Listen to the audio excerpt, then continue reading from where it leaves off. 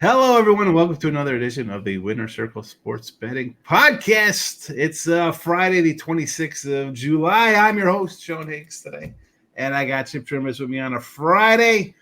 And listen, Chip had a nice win for the show yesterday with the A's over 9.5. Doug comes through with the Mets. I lay an egg with two props. Are you kidding me on the props? I could a 3-2 game. I get a run scored out of my guy. 2 walks. They walked the guy. And then, Chip, Andujar, who's batting second, what did I say? I said I wanted to somehow use the phrase the Butler did it on Oakland and take the new kid Butler. Yeah, the leadoff hitter. He just happens to hit a double, a home run, so he gets 2 hits. The bases soar over with the double, the homer, 2 ribbies and 2 runs, and my guy comes up with nothing to play for. Well, props are so tricky. I mean, the other day you could have had maybe Judge to hit a home run, and they walked him 4 times. So you got to, it's yeah, come on. And runs ribbies. I'm like a hit run ribby. What? I get to run with the walk. You need a 2-run homer, right? 7-4. 7-4. What is that? 480, 580, 680 minus the 2. 480 plus 460. Plus 460 is where we at, because you're 2-0, my 0-2. I lost 20 on the one juice. So plus 460, 7-4 for the week, with me and you doing 2 baseball today. Before we get to that, though, I got to mention our host, Gambler, our sponsor, GamblerWorld.net, where you can find me, Chip, 9 other top handicappers coming at you. NFL Hall of Fame game next Thursday, baby. Here we go. It's August, basically. So be sure to check out gamblersworld.net. Like, subscribe, notification bell on here on the Winner Circle YouTube channel. We're just at a shade under 14,000. We'll probably get that in the next few weeks. I want 15 by the end of the year. More than that. Yeah, I kind of go in increments. If we get it by October, super, we'll grow from there, but the likes, hit the like button. It's not that difficult. It's not that difficult to hit the like button. You can follow us. We're all on Twitter. Chipper Wins, Mr. Sean Higgs, Gamblers_World. And what else? That's about it. Again, me, Chip, 9 other guys. Guaranteed plays on our packages, 3, 7, 30 days. And now's a good time to do that because it's baseball. We saw a trade last night with Rose Reina going to Tampa. This is weird. Tampa Bay leading Seattle in the wild card, but decide to throw their hottest hitter lately. He's starting to hit. Let's trade him to Seattle for some Class A prospects. Okay, listen. They're Tampa Bay. If Tampa Bay's like trading a guy away from me or wants one of your pitchers, I'm leery. But so be it. Sean, have you ever been to that ballpark, Tropicana? No. Dingy. There's got a hum in it because of the air conditioning, and it's. I don't think it's conducive to good baseball, and I believe it gives the Rays a decided advantage over anyone that comes in because it's so different for anyone that comes there.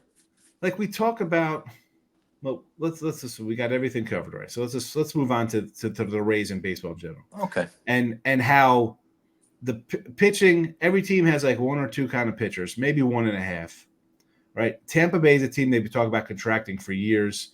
Yet it wins, though. Like, it's somehow competitive on its baby payroll. But, like, really, can you get they can't get a new stadium down there. And listen, they might like the Buccaneers, right? That's different. That's 16 games. That's 18 games between preseason, however many games they played. I know I'm talking the entire season, folks, when I say the amount of games for NFL. But it's a different kind of animal. As opposed to 162 games, you're in Florida. Do you want to get in your car and drive to the humidity to a stadium to sit in a crappy dome? And the population of Tampa really is really surrounded around the senior citizens, and just how often are they going? So I think baseball, even the Marlins, get rid of the Florida Miami Marlins. Like, that is, keep it for minor league, right? It's spring training. It's like Arizona. It's a good spot for year-round baseball kind of stuff. Yeah, you get a lot of transplants. Miami's so difficult to get to. I mean, there's no public transportation that takes you directly there. This isn't Las Vegas. Las Vegas could put a pro team in there the locals are going to flock because they never had one. So you're going to get local people. You're going to get out of towners coming like, hey, wow, I could go watch a Knights game. I could watch a Raiders game. I could watch who have basketball, whatever's in there. You're going to get something because it'll be between people at the casinos, people going. That's a different kind of transient town with travel. You're not going to get a fan base down there. It's sad, and you kind of cheer for Tampa. I mean, who doesn't want the underdog going to a World Series, right? We saw last year, small programs, teams, but what you're trading in Rosarena for? That was surprising to me. You couldn't get something better out of the Dodgers. Like, I'm shocked you didn't say, you know what, LA, here's Eflin and a Rosarena, and give us one prospect, like a decent one. Sean, we had mentioned, Sean, that we thought that this was the year Tampa just they've been doing it like pulling rabbits out of hats for a number of seasons, and it was all going to catch up to them. And I guess they believe it too if they're getting rid of this guy. Well, they trade Savelli. He goes to Milwaukee, and you're like, what? Why are we trading pitchers here? Now, I granted, Bradley's look good as a youngster. You got McClanahan's coming back, Shane Baz is coming back, so you got some young springs. You got some guys' arms coming back. But don't you want as many? At least I do, because I always say it on the show. I want as many arms as possible to take care of, for tragedy that's going to inevitably come with your pitching staff. And speaking of where that could come up, you have I'll segue into your Philly Cleveland game today. Sanchez is a guy. He's 109 innings. Last year he had 99 innings. Young, he's 27. Phillies are a 165 fave, total of 8 here versus Cleveland, who's kind of come back to the pack. They had a nice little first half. Ben Lively's having a nice season. Again, he's an older cat, though. He's, you think like, oh, Ben Lively, you think you open up his page, you'd be like some 24, 26-year-old. No, the guy's in his 30s. 32. So he's having an okay year, okay stats on the road, nothing sexy. But do I want to lay 165 with Philly? Again, here's a pitcher. He had a hiccup a couple of games ago. He gave up 7 runs. And then I was like, well, this is what I thought was going to come, like the rest of the crew, right? They're going to have a little setback. I don't – he's kind of stretched out.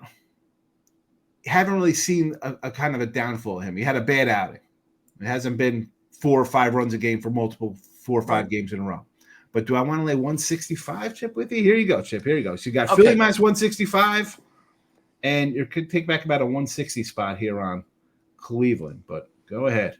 All right. Last night on the overnights, I saw Philadelphia as high as 178. So there's been a move toward the Indians, the Ohioans. And I refuse to. Anyway, they're 20 games over 500, and they've come back in the pack a bit, has Cleveland. But 20 games over 500, and they're plus $1,500, $1,560 on the year. Philadelphia's plus $2,600 of 26 units games, and they're only a plus 864. So the odds maker, of course, has made Philadelphia a little bit more pronounced as a favorite. Christopher Sanchez 7-5 for Philadelphia. He's had some great outings. Sean, do you know in the last 10 outings, he's had 3 times where he's given up no runs, 3 times he's given up 1, and twice he's given up 2. Now, he's given up 4 and 7 in those other 2 starts, but still, if he's on, he seems really difficult to hit. Last year in 99 innings, Sanchez gave up 16 home runs. And I think the difference this year with a 2.97 ERA, although he is 7-5, is that he's only given up 3 home runs in 109 innings. 10 more innings, and he only given up 3 home runs as opposed to 16 last year in 99 innings. This is the first home game for Philadelphia since the 14th of July, the first road game for Cleveland since the 14th of July. Ben Lively, like you said, has come on rather strong. I mean, 8-6. He's 32 years old. All of a sudden now, he's our guy, and he's only given up 84 hits in 94 innings, but he has given up the long ball. And I just think that this is a spot for Cleveland. I don't want to lay Philadelphia here. I got caught, was it Monday or Tuesday with the Yankees laying that price, and one of our only losses this week. I'd rather take a chance with Cleveland where I don't have to lay any juice, and they're good enough to win. That's for darn sure. And so I'm going to take the Cleveland team here, the former tribesmen, and that's what I've gotten my selection for there. I'm going to take the Indians. Plus we're getting a lot of juice back here. Nice little dog at plus 145. Yeah. So I'm gonna stick. I'm gonna stick with the former tribesman. I look at that big number, and I'd have to take Cleveland with you. Or for Philly fans out there, I know we'll have people in Philly like, oh my goodness, come on, we have a better lineup. Look at this. Yeah. You know, it's Harper, it's Braum, it's Schwarber, all these guys. Listen, run line only if you're going to go that route. If you can't lay to 165, right. You know, it's Cleveland is still a decent team. The top of the order is solid with Quan and, you know, Fry's come on, Naylor, of course, Jose Ramirez. You know, they're a decent program. You know, the bullpen, always a solid bullpen out Cleveland. One for it. I like it. Again, with Sanchez, he's one of those guys I'm waiting for a couple of hiccups on, you know, so. Yeah, well, I hope we get one here, you know, and this, you know, this Cleveland team, they're sort of an enigma to me. I mean, I don't think anyone anticipated or expected them to be where they are right now and have played as well as they have. But well, as good as they are, you know, they're 20 games over 500. 3/5 of their staff, you had McKenzie, Allen, and Carrasco, all had ERAs north of 5. Like, yeah, you know, that's a little bit of you're winning because you're hitting, and they haven't hit in years. So that was their problem. Like, they were always getting good pitching, and it was always Jose Ramirez. And can we get any kind of other offense? No, you're right about that. I mean, we've always hung our opinions on more or less their staff, and this year they've come through with a lot of runs this year. So yeah, but it's baseball. It's a long season, like you said. Things seem to tend to even out over 162 games, you know. So we'll see what happens on the rest of the season. We got 2/3 of the season are done now. We're approaching August 1st and NFL football preseason. So, well, speaking of baseball, second half of the season here, just 429 special here for all of August, September, and the playoffs. And with that, if you don't want to go full season, try the 3, 7, or 30-day packages. I like the little mustache cup. Guaranteed, which means if we don't win over the course of the 3, 7, or 30 days, credit you back, and you could go jump on another capper if you so choose. So, or maybe the person started out slow and they came on, and you're like, you know what? Now that here's the hot run, and we're gonna ride it. Use the leaderboards. We have a leaderboard here. Show how Ray's doing the last week, month, 90 days, and in season for each sport. So, and let's go. I'm going to piggyback you on your it's a long season. And, yeah, things come back to the norm. We see Cleveland as hot as they've been. They start losing some games. We saw Philly hit a little doldrum a little bit, losing some games there to the East. I'm going to be talking about the New York Yankees and Boston Red Sox. Now, the Yanks themselves, I don't know. Is it 10-22 run? Is that considered part of the long season? Of course it is. Cortez is laying, what do we got here? A 125? Right. Now, Bello, I look at this number, Chip, and I'm like, okay, you're staring at Bello's 5-something ERA and just think the Yanks are going to come in here. It's Boston. We're going to hit, 7 doubles off the Green Monster. We're going to win this game. Well, Bello in 6 starts versus Yanks has a respectable 2.27 ERA. Remember, I think that was a show 2.27. Was it not a show with? Well, for the damn shot for. He has. Again, he's a young guy. Him, Cutter Crawford, Tanner Houck. I like the little young staff of Boston. Like, this is a team I'm like, if the young guys perform, maybe they surprise. And sure enough, here they are in 3rd place, which I didn't really see coming. I actually had this guy as the first manager fired. I probably should have went to Toronto. But I thought with this team, with the young players, or more the pitching, because the batters, you don't know. Like you saw Yoshida last year, Duran, they have some good young pieces. Devers is fabulous, Hopefully he gets a little Cole sighting. We could grab some home run props for him this weekend. Yeah. If they face got Cole, he just absolutely trashes that guy. But I kind of like the little young team here for them. And a 1-5 road trip, here we go. As much as you go 10-21, you go 1-5. I don't mind losing to the Dodgers. You lose to the Dodgers, heartbreak fashion, a couple of those games, the bullpen blown games. A disgraceful showing in Colorado where you think you should go in there and win those games. But now you're home. You get the Yanks. I'm not loving Cortez. The Yankees in general, to me, are a team I do not want to bet on as their favorite. We've seen they're 10-21. You just set your money on fire, throw it in a fireplace because they're favorites still all the time. It's not like they're the Baltimore Orioles go on the road and they're still like a 112 dog. The Yankees come out and they're a 125 favorite. I can't. Yeah. I will gladly take the dog. If you're going to give me Boston at home as a dog all series long versus the Yankees, a sputtering team, I'll take it. Let's go. Run across. We're taking the Sox. Where's the Sox banner? Here we Well, go. I've got one for you, but I'm not going to use. 105. I'm taking them. I'm not going to use it today because I saw the Yankees and Mets series, and the New York media right now and the press are burying New York, and even Boone had to say negative things, which he never does, and they were so atrocious in that game. I have to feel as professionals that no matter who they were playing, they would come back with a solid effort and a better attitude. I mean, it was horrendous the mistakes they were making against the Mets in that series. Now, Boston, they're still Boston, right? I mean, Bello is 10-5, but his ERA is 5.27. You know, he's given up 10 more hits than innings pitched and 15 home runs he's given up with 6 wild pitches. Sean, he's just not that consistent. And you talk about inconsistency. Nestor Cortez, the starting lefty for the Yankees, horrible season. He's 4-9, but his ERA at 3.99 is better than it was last year. And we're waiting for him to come back. He showed form 2 years ago, but we haven't seen it since.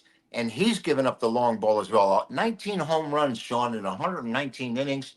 New York is 1-7 in their last 8 starts, and Cortez's last 8 starts. 0-5 in his last 5 starts. Though he is 2-0 against Boston, his ERA is close to 5.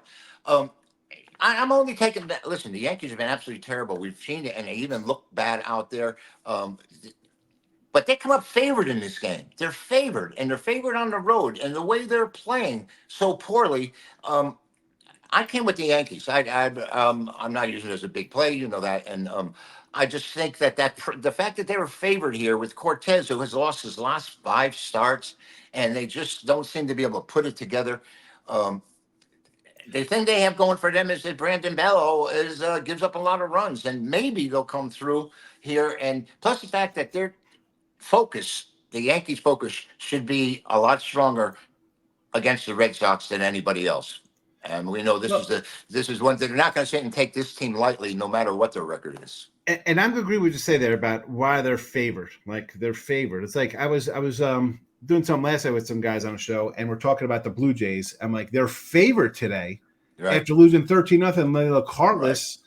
Now they're also in a position of who's getting traded. They know guys are getting traded, so maybe their locker room and dugout is a little more demoralized than a Yankee one. Yeah. Like my thing with the Yankees is that I just if you're going to keep laying them out as favorites, I just can't back that kind of No, nonsense. And they're I want too many to do holes. the over. Like the over kind of sticks out of me. Like I'm like, oh, 9.5, but I'm like, are the Yanks going to score 5 or 6 runs today? Like, is this the you know what I'm saying? It's like hoping in one Yeah. hand, pooping in the other. Like, oh, today's the day the Yankees are going to show up and it's Judge and Soto. Listen, they can go back to back in the first inning, and it's 3-0 out the door with nobody out, and we got a slugfest on our hands. But Yeah. it's tough. I know. Listen, we take dogs here and we say, yeah, sometimes got to hold your nose and take an ugly play here. I want to do over because if the Yanks win, they got to score runs. This isn't going to be some 2-1 pitchers dual gem. We know that's going to happen. Especially Bellows with the numbers, especially with the home runs Cortez has given up, and he's a yeah. lefty pitching in Fenway Park. He's given up 19 homers. I mean, that's one every 4 or 5 innings. I don't But see it. listen, here's a guy. He started out fast, right? He came up here like, oh, look at this guy. He was like an all-star that year. And then what? Then he hit the wall second half. Then Yeah. he was hurt. You know, guys have a nice little stretch in them, and then the league catches up, and you turn into what most guys turn into here. You know, It's like third, hitters fourth too. starters, guys who are just kind of inning fillers. You might have a good run for a month or two and put together 9 or 12 good starts. But problem is, most pitchers are supposed to go 30 or 32 starts, and if you're only good in about a quarter of them, your team's not going to win many games. And it's like what happens with hitters. Torres, I think, had 28 home runs a couple of years ago, and they thought he was going to be a great player. Pitchers make adjustments, and the same thing happens the other way, where the hitters, they know what Cortez's out pitch is, and they'll take it and they'll let it go, and then anything else they're swinging at, they're rocking. So it's he like you said, he got off to a great start. Then he came back to the pack in that good year he had, and he hasn't been anywhere near that since then. We're talking 2.5 years now. All right, listen. As you see it Yeah. scrolling, 429 for the rest of the baseball season. If you want to go full blown, get the package. Chip's been red hot. I think we saw on the banner you are up 8 times. I don't know where. I didn't look at the leaderboard. Obviously, we came in. I was taking care of some other business before the show. I didn't usually check out the leaderboards, but you were number one last 7, last 30, last 60. I don't know. You're on a pretty good run. Yeah, tell us about your run and tell us anything interesting happening today. All right, thank you, Sean. Yesterday I split, but I did make $10 because I had the biggest winner of the day, the New York Mets, who come into the bottom of the ninth with only 2 hits. Atlanta screws up a suicide squeeze and then misses a fly ball, and the Mets win a game they had no business winning. Never in doubt. Right? Never. I always love to say that. So that puts us in a plus $10 for the day category, which I was happy to accept after losing 13-0 earlier in the day. But we've got the rest of the baseball season. Today is July 26th, and Sean, you know what that means? We've got an update on this for July 26th, and some of them are quite interesting. If you're willing to bear with me here, they like them. I do. Okay. 1933. There's a guy named Joe DiMaggio, and who continued and hitting game after game after game. And in 1933, Joe DiMaggio hit it in his 61st consecutive game because he was in the Pacific Coast League. And most people don't realize he's got the 56-game record for baseball, Major League Baseball, and he also holds the minor league record, which is a quite amazing feat. And, Joe DiMaggio won 13 World Series, Sean, 9 World Series in 13 years, only be topped by one player, Yogi Berra. In 1952, second year in, and this is the guy who jettisoned Joe DiMaggio to retire, Mickey Mantle hit his first career grand slam. 1959, Larry Doby played his last game for the Chicago White Sox. He was, of course, the first African-American to play in the American League. He finished his career 4 years later in Japan in 1962. And also in 62, Warren Spahn, the great left-hander, didn't win a game until he was 25 years old and ends up winning, Sean, 326 games, somewhere around there. He hit his 31st home run as a pitcher. Over his career. We were talking about the pitcher says. Yeah, he has 31 home runs for a pitcher. Nowadays, you just don't see anything like that. In 1970, Johnny Bench started in the outfield for the first time and went 4 for 5 with 7 RBIs and 3 consecutive home runs. And who do you think he was facing, Sean? He was facing Steve Carlton. A Hall of Famer, one of the toughest pitchers of all time. In 1984, I thought you were going to say Warren Spahn. No, Warren Spahn was too, but I think they were different eras. And in '84, Pete Rose tied Ty Cobb's record for most singles at 3,502. And my favorite, of course, 1992, Nolan Ryan. There's a Texas boy for you. K'd 100 people or more for the 23rd consecutive season. So July 26th, what's today? 27th? 26th. 26th. Yeah, the 27th. If we were doing this tomorrow, I'd tell you it was the day I moved out to Las Vegas. But that's the date for July. It's all baseball.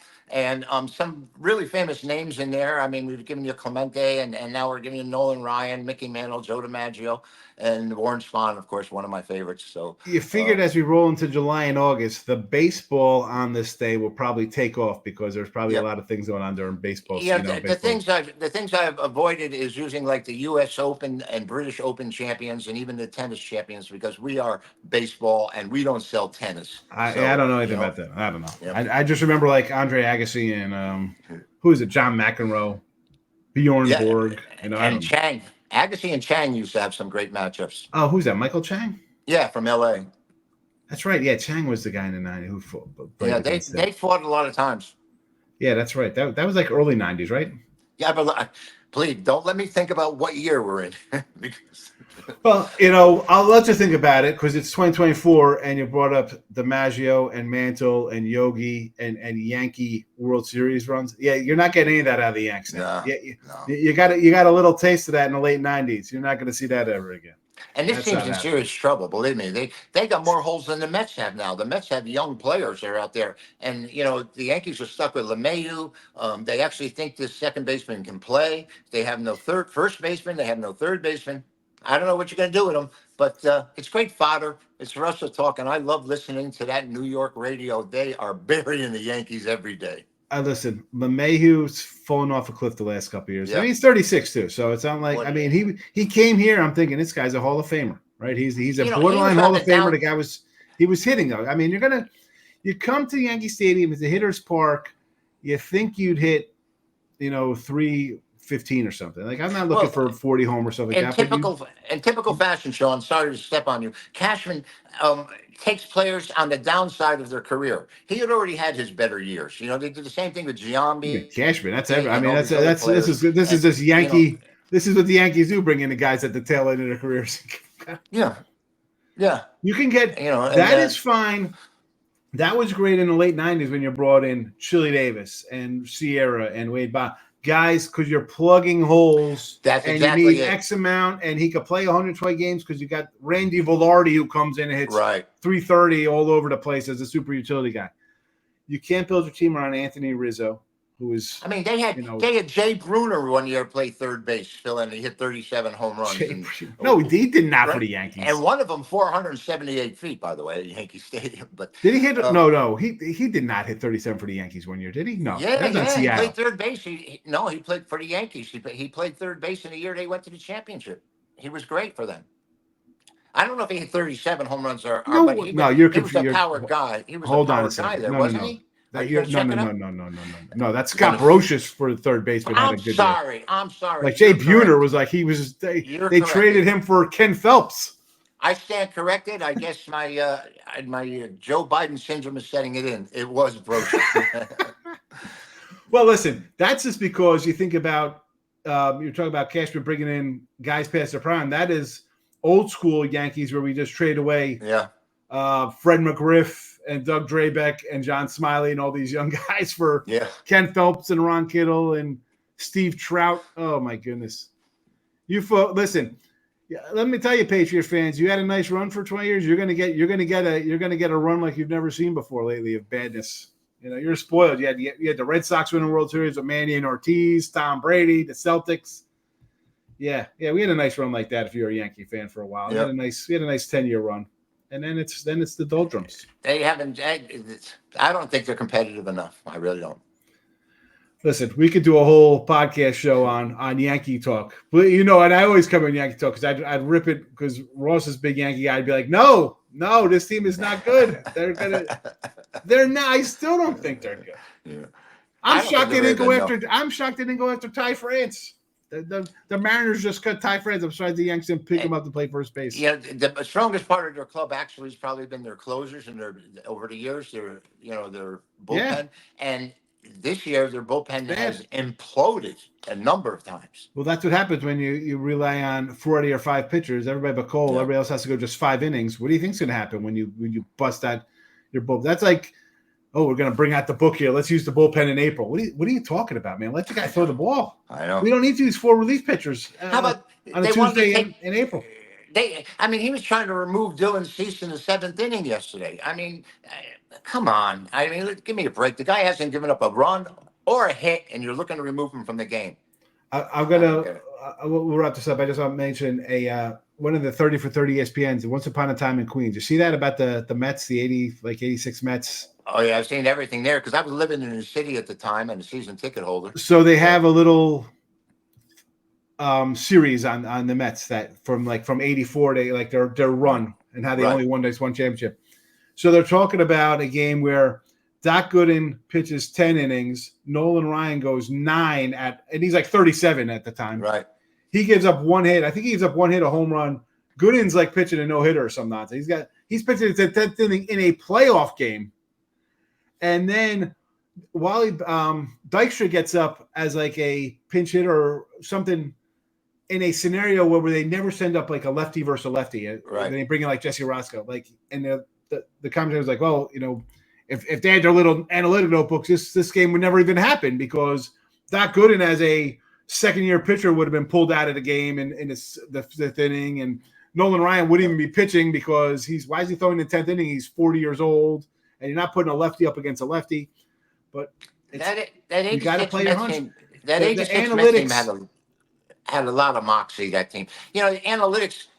I remember a May 30th Memorial Day, Sean, and I may have mentioned this before. Marichal and Spahn went 15 innings each, and it was a 1-0 final. Game Mays hit a home run, and they went out to talk to Marichal, and they want to take him out like in the 14th, and he says, "Look over to that other guy. He's 42 years old." He goes, "I'm not leaving this game," and that attitude among the players doesn't seem to exist either because they've got their guaranteed contract. That's it. They don't have to sit there and win this game to help them next year make an extra $10,000. They're set for life, whether they win or lose. Yeah, and that's again, it comes to the franchises want to protect their arms. If you're going to have a career, have it, and you're saving them to take them out of another game in the future, to save them for another game in the future, to take them out, to save them let the guy have a career. They tried changing Doc Gooden's motion because he wasn't holding people on in first base. What difference does it make? He's striking out 316 people. Guys, nobody's advancing on a ground ball. He's given up 1 run every 3 games. Let's think about. You don't know what you're doing, Doc. Okay. Listen, nostalgia podcast is over for the last 5 minutes here. Okay. Listen, hit the like button on the channels. There you go. Today's premium picks at gamblersworld.net. Free pick videos here 5 days a week. Me, Chipper, Doug. Future guests coming because NFL and football's right around the corner. The live Football Friday show will be back in a couple weeks. Talking football. That'll be fun to do. Show picks. Cleveland plus 145. I'm taking the Red Sox plus 105. A couple doggies on a Friday. And I think that's it. We're going to wrap this up with a bow on it. Have a good Friday, everybody. Good luck to you. See you Monday. Me, Chip, and Doug.